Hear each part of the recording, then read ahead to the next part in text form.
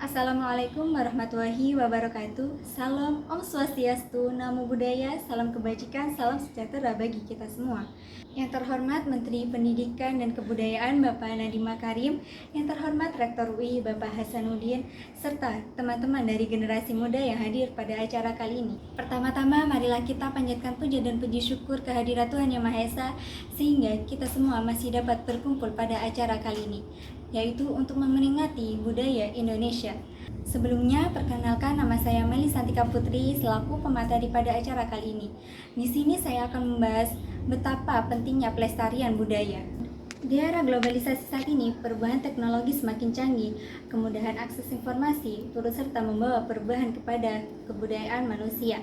Manusia saat ini berbondong-bondong meninggalkan gaya hidup kolot menuju gaya hidup modern, sehingga membuat budaya-budaya warisan leluhur kita mulai terkikis oleh zaman, tak terkecuali di Indonesia.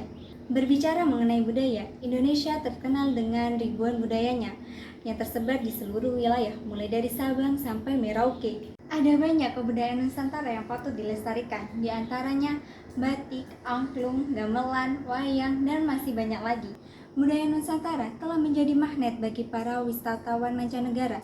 Bali adalah salah satu daerah yang masih melestarikan kearifan lokal di era globalisasi saat ini, dan Bali menjadi tujuan bagi para wisatawan mancanegara. Banyak orang-orang luar negeri yang berbondong-bondong datang ke Indonesia demi mempelajari kebudayaan Indonesia. Mereka cinta budaya Indonesia, mereka mempelajari gamelan, seni tari, dan masih banyak lagi.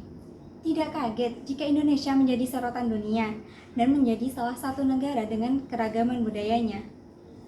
Sebaliknya, apakah orang-orang Indonesia juga sedemikian, mencintai dan ingin mempelajari budayanya sendiri? Jika kita lihat pada zaman sekarang ini, rasanya minat belajar masyarakat Indonesia sudah mulai menurun terhadap budayanya. Banyak dari kalangan masyarakat Indonesia yang lebih antusias terhadap budaya barat, budaya dari luar negeri yang katanya kekinian. Mereka lebih antusias mencintai dan ingin mempelajari budaya-budaya dari luar. Memang tidak ada salahnya jika kita mempelajari hal yang baru.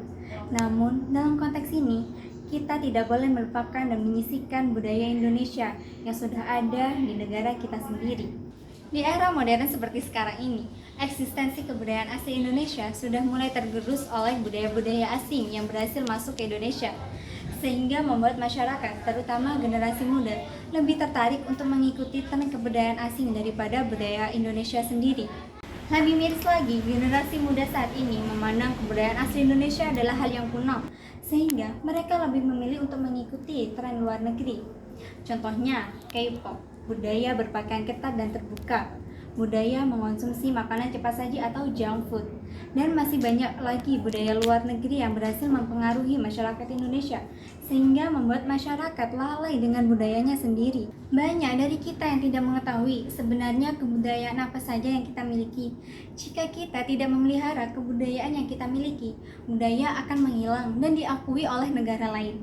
Budaya sebenarnya mudah diterima oleh masyarakat, tetapi apa nyatanya? Budaya terus menghilang dan menghilang. Belajar dari pengalaman bahwa banyak kebudayaan kita yang hampir diklaim oleh negara lain, di antaranya Reok Ponorogo yang sempat diklaim oleh Malaysia pada tahun 2007, disusul wayang kulit, lagu daerah rasa sayangi, batik, angklung, dan masih banyak lagi. Hal tersebut bisa terjadi apabila pada saat itu masyarakat kurang memperhatikan tentang pentingnya melestarikan budaya, sehingga negara lain merasa ada celah untuk mengakuisisi kebudayaan yang kita miliki. Hadirin yang saya hormati, peran dari generasi-generasi muda saat ini memang sangat diperlukan dalam hal keikutsertaan untuk melestarikan budaya asli Indonesia, mengingat bahwa generasi sangat memiliki rasa ingin tahu serta semangat yang besar. Generasi muda saat ini harus melestarikan budayanya sendiri, agar tidak seperti yang dijelaskan tadi, bahwa budaya dapat menghilang dan juga dapat dihilangkan. Saat ini masih perlu dilakukan pemutakhiran dan modernisasi. Oleh karena itu akan dilakukan mekanisme baru untuk memantau keadaan kekayaan budaya pada bulan Desember mendatang, yang digunakan untuk memantau penggunaan citra satelit, di mana UNESCO telah menggunakan UNITAN dan UNOSAT sejak tahun 2014 di Irak, Suriah, Nepal, Yaman, dan baru-baru ini di Ukraina. Kami sebagai UNESCO telah diminta untuk berkontribusi pada pelaksanaan mandat Pengadilan Kriminal Internasional sehubungan dengan penghancuran warisan budaya yang disengaja, yang sekarang diakui sebagai kejahatan perang. Dengan hukuman pertama pada tahun 2016, UNESCO telah meresmikannya kerjasama dengan OTOP pada awal tahun 2017. Hadirin yang saya hormati, melindungi warisan budaya ini tentang berbagi harapan.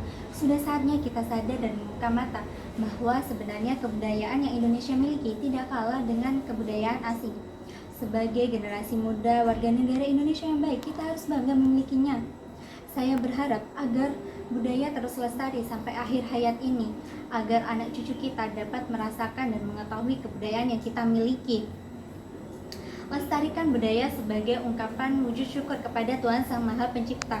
Berikan hak-hak anak cucu kita berupa budaya yang menarik untuk kelangsungan hidup dan komponen segenap nusa dan bangsa. Cukup sekian pidato dari saya.